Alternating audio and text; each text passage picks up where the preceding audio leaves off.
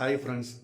இன்னைக்கு ரொம்ப ஃப்ளேவர்ஃபுல்லான காரசாரமான செட்டிநாடு ஸ்டைல் பீட்ரூட் மசாலா தாங்க செய்ய போகிறோம். இந்த ரெசிபி உங்களுக்கு ரொம்ப பிடிக்கும்.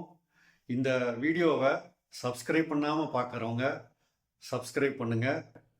வீடியோவை முழுசாக பார்த்துட்டு கமெண்ட் பண்ணுங்கள், லைக் பண்ணுங்கள். பிடிச்சிருந்ததுன்னா உங்கள் நண்பர்களுக்கும் உறவினர்களுக்கும் ஷேர் பண்ணுங்கள். வாங்க வீடியோக்குள்ளே போயிடலாம்.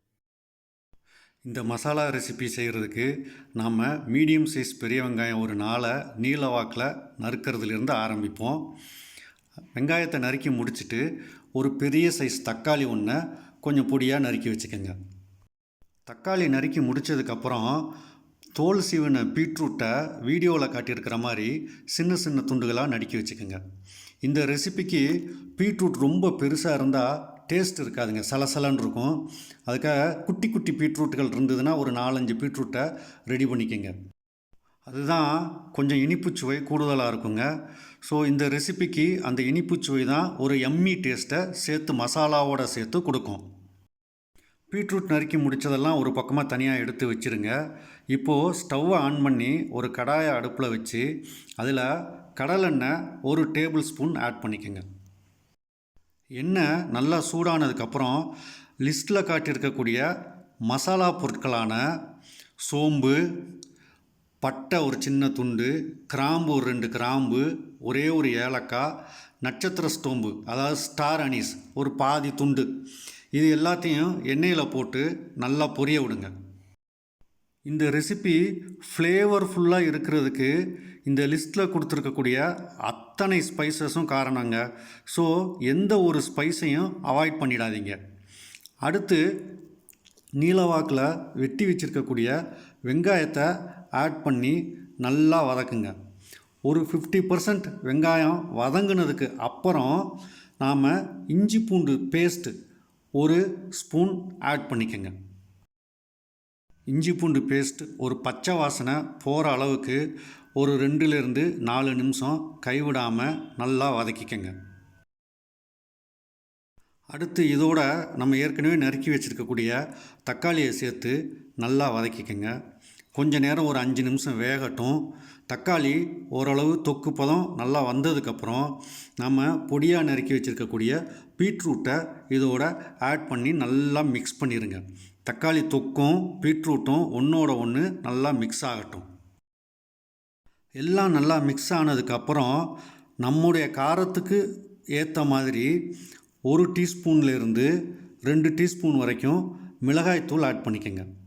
இதோட ஒரு 1/2 டீஸ்பூன் மஞ்சள் பொடியும் சேர்த்து ஆட் பண்ணிக்கோங்க. இந்த ரெசிபிக்கு தேவையான உப்பு அதையும் ஆட் பண்ணிடுங்க. ஆட் பண்ணி நல்லா எல்லாத்தையும் ஒன்றா மிக்ஸ் பண்ணுங்கள். பீட்ரூட்டோட எல்லாமே ஒன்றோட ஒன்று மிக்ஸ் ஆகி நல்லா ஆனதுக்கப்புறம் அதில் பீட்ரூட் மூழ்கிற அளவுக்கு தண்ணி சேர்த்துக்குங்க. நான் ஒரு 400 ml-லேருந்து 450 ml தண்ணி ஆட் பண்ணியிருப்பேன். நீங்கள் உங்களுக்கு உங்களுடைய பாத்திரத்தினுடைய அளவுக்கு ஏற்ற மாதிரி நீங்கள் தண்ணி சேர்த்துக்கங்க. நல்லா மிக்ஸ் பண்ணிவிட்டு ஒரு மூடியை போட்டு மூடி ஒரு 10-லேருந்து 14 நிமிஷம் பீட்ரூட் நல்லா வேகட்டுங்க. பீட்ரூட் வேகிற இந்த கேப்பில் நாம் ஒரு மிக்ஸி ஜாரில் ஒரு 1/4 மூடி தேங்காயும் ஒரு 1/2 டீஸ்பூன் சோம்பும் சேர்த்து தேவையான அளவு தண்ணி ஊற்றி நல்லா நைஸ் பேஸ்ட்டாக அரைச்சி ரெடி பண்ணி வச்சுக்கோங்க. இப்போது மூடியை ஓப்பன் பண்ணி பீட்ரூட் வெந்துருச்சான்னு செக் பண்ணிக்கோங்க. பீட்ரூட் வெந்து தண்ணி கொஞ்சம் சுண்டுனதுக்கப்புறம் நம்ம அரைச்சி வச்சுருக்கக்கூடிய இந்த தேங்காய் சோம்பு மிக்சரை ஆட் பண்ணிக்கோங்க. ஆட் பண்ணி நல்லா கலக்கி விடுங்க. இந்த ஸ்டேஜில் உப்பு காரம் டெஸ்ட் பண்ணிக்கோங்க. உங்களுக்கு ஏதாவது ஒன்று குறைவாக இருந்ததுன்னா அதை இந்த ஸ்டேஜில் ஆட் பண்ணிக்கோங்க. தேங்காய் சேர்த்து நல்லா மிக்ஸ் ஆனதுக்கப்புறம் திரும்பவும் மூடியை போட்டு ஒரு 5 நிமிஷம் வேக விடுங்க. 5 நிமிஷம் கழித்து மூடியை ஓப்பன் பண்ணி லேசாக கிளறி விடுங்க.